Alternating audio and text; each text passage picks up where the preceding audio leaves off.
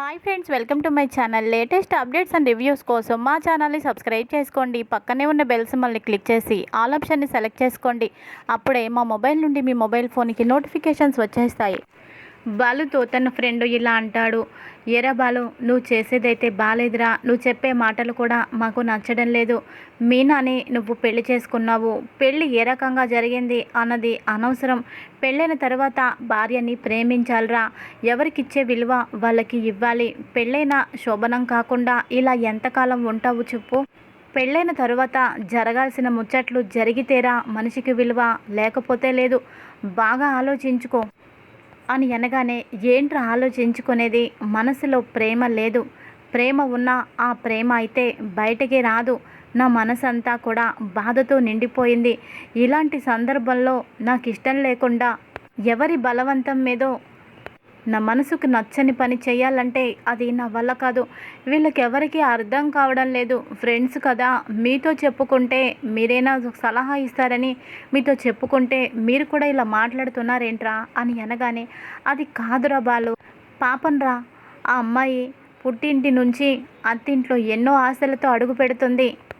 ఆ ఆడపిల్ల అత్తయ్య, మామయ్య, ఆడపడుచులు ఇలా ఎంతమంది ఉన్నా వాళ్ళందరూ ఎన్నో సాధిస్తున్నా నా భర్త నాకు తోడుగా ఉన్నాడు, నా భర్త ప్రేమ నాకు చాలు అంటూ తన భర్త వల్లే వాళ్ళందరితో కూడా ఎన్ని మాటలు పడినా ఉంటారు. అలాంటిది నీ ప్రేమే తనకి లేకపోతే ఇక ఎవరి కోసం ఒక ఆడపిల్ల వచ్చి నీతో ఉంటుంది చెప్పు, అర్థం చేసుకోరా అని చెప్పి ఇక బాలుని లోపలికి పంపిస్తారు. బాలులో బాధని చూస్తుంది సుశీలమ్మ. ఒరే బాలు, ఏంట్రా పొద్దున్నుంచి అలా డీలా పడిపోయావెందుకు? అసలు ఏమైందిరా, నీ బాధ ఏంటి చెప్పు. మీనా అందంగా లేదా? మీనా నీకు ఇష్టం లేదా? సరే, మీనా నీకు ఇష్టం లేదు, ఎందుకు ఇష్టం లేదురా? నీకు ఇష్టం లేకుండా తను ఏం చేసింది చెప్పు. ఏ మీ అమ్మ మీ నాన్న నీకు ఒక సంబంధం కుదిర్చి చేసిన ఇలాంటి అందగత్తెని, గుణవంతురాల్ని తీసుకొచ్చే వాళ్ళ? లేదు కదా. ఎవరైనా ఏం కోరుకుంటారు? ఓ గుణవంతురాలు అని కావాలి అని కోరుకుంటారు భార్యగా. నువ్వు కోరుకోకపోయినా గొప్ప గుణవంతురాలు నీ భార్యగా వచ్చింది. ఇంకా నీకు బాధ ఎందుకురా? తనతో సంతోషంగా ఉండాలి. పైగా తనకి నువ్వంటే చాలా ప్రేమ. ఎన్నోసార్లు నీ గురించి మాట్లాడినప్పుడు తన కళ్ళల్లో నీ మీద ప్రేమ నేను స్పష్టంగా చూశాను. అలాంటి భార్యని నువ్వు గుండెల్లో దాచుకోవాలి, తనని నువ్వు ప్రేమించాలి. అలాంటి తనని ఎందుకు నువ్వు ఇబ్బంది పెడుతున్నావో? నోరు మూసుకొని ఒక్క మాట కూడా మాట్లాడకుండా లోపలికి వెళ్ళు అని చెప్పి ఇక బాలుని గదిలోకి పంపిస్తుంది. ఇదిలా ఉండగా ఇంకొక పక్కన మీనాని చాలా అందరంగా తయారు చేస్తారు. సాక్షాత్తు ఆకాశం నుంచి ఊడిపడ్డ దేవకన్యలాగా ఉంటుంది మీనాని చూసి అమ్మలక్కలందరూ కూడా, మీనా ఎంత అందంగా ఉన్నావో తెలుసా? నీలాంటి అందమైన భార్య దొరకడం నీ భర్త చేసుకున్న అదృష్టం అని ఇక ఒక ఆవిడ అంటుంది. అందమే కాదక్క, అందంతో పాటు అనకువ, వినయం అన్నీ కూడా మీనాలో ఉన్నాయి అని అంటే, అవునవును అని ఇంకొక ఆవిడ అంటుంది. ఇంకొక ఆవిడ, మీనా గురించే చెబుతారు, బాలు గురించి చెప్పరేంటి? బాలు మనసు చాలా మంచిది, స్వచ్ఛమైన పసిపాప నవ్వులో ఉన్నంత స్వచ్ఛత వాడి మనసులో ఉంటుంది, చాలా మంచివాడు. అమ్మ మీనా, ఇలా అంటున్నానని నువ్వు తప్పుగా అనుకోవద్దు. బాలు లాంటి మంచి భర్త దొరకడం నీ అదృష్టం అని అంటుంది. మీ అమ్మమ్మ నీ గురించి, మీ ఆయన గురించే ఎప్పుడూ మాతో చెబుతూ బాధపడుతూ ఉంటుంది. పెళ్ళైనా ఇంతకాలమైనా మీరు ఒక్కటిగా కాలేరట, ప్రేమగా లేరట. అందుకని రోజు మీ అమ్మమ్మ మాతో చెప్పుకుంటూ బాధపడుతూ ఉంటుంది. అయినా ఎందుకు తను అలా బాధపడాలి? తను బాధపడేటట్టు మీరెందుకు చేస్తున్నారు? ఏమ్మా మీనా, నీ భర్తకి తెలియదనుకో, నువ్వైనా తెలుసుకోవాలి కదా. నీ భర్తని ప్రేమగా నువ్వే దగ్గరికి తీసుకోవాలి కదా. నీ భర్తని నువ్వు దారిలోకి తెచ్చుకోవాలి కదా, నీ చెంగుకి కట్టుకోవాలి. అది ఆడదానిలో ఉన్న తెలివి అంటే. పెళ్ళైన తర్వాత అన్నీ నీ భర్తే. మన బిడ్డ ఏదైనా తప్పు చేస్తే ఓ దెబ్బ వేసి మన దారిలోకి తెచ్చుకుంటాము. ఎందుకు?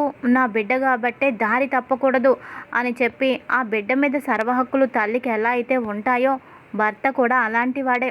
పెళ్ళైన తరువాత తాళి ఆడదాని మెడలో పడ్డాక భర్త ఎలా ఉన్నా దారిలోకి తెచ్చుకోవాలి, నీ గుప్పెట్లో పెట్టుకోవాలి. ఎందుకంటే భర్తతో జీవితం 100 సంవత్సరాలు ఉంటుంది. కన్న బిడ్డలైనా పెళ్ళిళ్ళు అయిపోయాక ఎవరికి వాళ్ళు వెళ్ళిపోతారు. కానీ భర్త అలా కాదు, జీవితాంతం మన పక్కనే ఉండాలి. చచ్చిపోయేంత వరకు కూడా మన పక్కనే ఉండాలి. అలాంటి మనిషిని నువ్వు ఎందుకు అలా వదిలేస్తావో? నీ తెలివితోటి, నీ ఆలోచనతోటి నీ వైపుకి తెచ్చుకోలేవా? బాలు బెట్టు చేసినా నువ్వు మాత్రం నీ చేతుల్లోకి రప్పించుకోవాలి. నీ కాపురాన్ని నువ్వే సరిదిద్దుకొని బాలు నీ చుట్టూ తిరిగేలాగా నువ్వు చేసుకోవాలి. అర్థమైందా? ఎంతకంటే మేమైతే ఏమీ చెప్పలేము అని అనగానే ఇక మీనా అర్థమైంది అన్నట్టు తల ఊపుతుంది.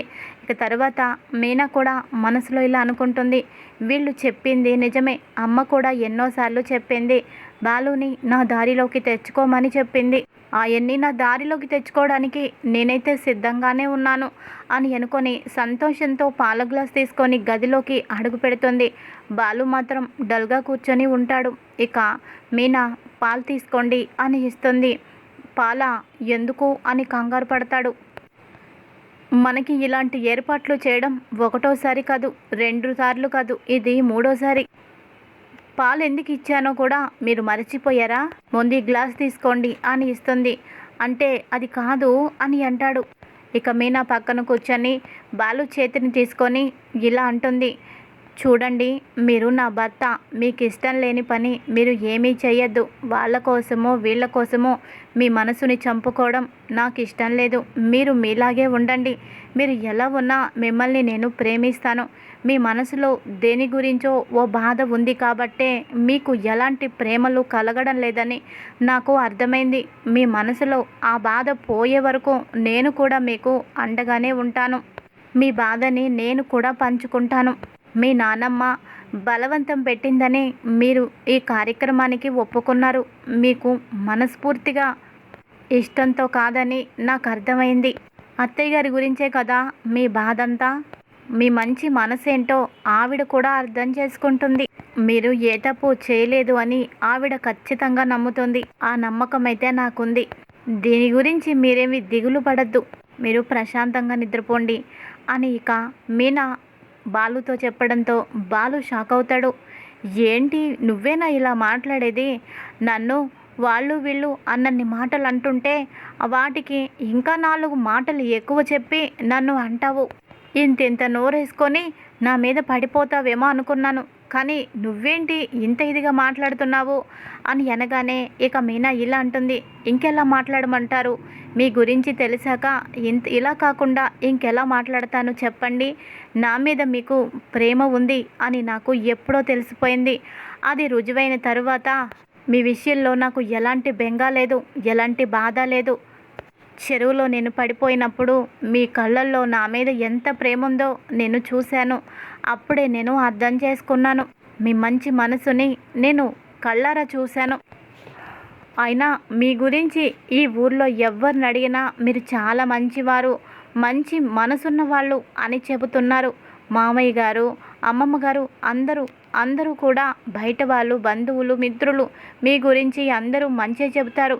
ఒక్క అత్తయ్య మాత్రమే మీ గురించి మంచి తెలుసుకోవడం లేదు. మీ గురించి ఆవిడ కూడా అర్థం చేసుకునే రోజు ఖచ్చితంగా వస్తుంది అని మీనా అంటుంది. ఈ గదిలో ఏం జరిగిందో అమ్మమ్మ గారితో నేను నిజం చెప్పను, మీరు కూడా చెప్పొద్దు. మీరేం చెప్పమంటే అలాగే చెబుతాను. పాపం ఆవిడ బాధపడటం నాకు ఇష్టం లేదండి అని మీనా అనడంతో ఇక మీనాతో ఇలా అంటాడు బాలు, నిజమే, నానమ్మని బాధ పెట్టడం నాకు కూడా ఇష్టం లేదు. మన మధ్య మళ్ళీ దూరం ఉంది అని తెలిస్తే చాలా బాధపడుతుంది. తర్వాత బాలు మీనాతో ఇలా అంటాడు, మీనా, నిజంగా ఈరోజు నువ్వు చాలా అందంగా ఉన్నావు. ఈరోజే కాదు, మొన్న కూడా చాలా అందంగా ఉన్నావు. నీకు ఈ కలర్ చాలా బాగా సెట్ అయింది. మొన్న బ్లాక్ కలర్ కూడా చాలా బాగుంది అని ఇక మీనాతో బాలు అంటాడు. మీనా సిగ్గుపడుతూ ఉంటుంది. ఇంతలోపు ఉరుములు మెరుపులతో చాలా పెద్ద వర్షం స్టార్ట్ అవుతుంది. ఇక ఒక్కసారిగా కరెంట్లు అవి పోవడంతో ఇల్లంతా చిమ్మ చీకటిగా మారిపోతుంది. మీనా ఆ ఉరుములకి మెరుపులకి భయపడిపోయి బాలుని భయంతో ఇక కౌగిలించుకుంటుంది.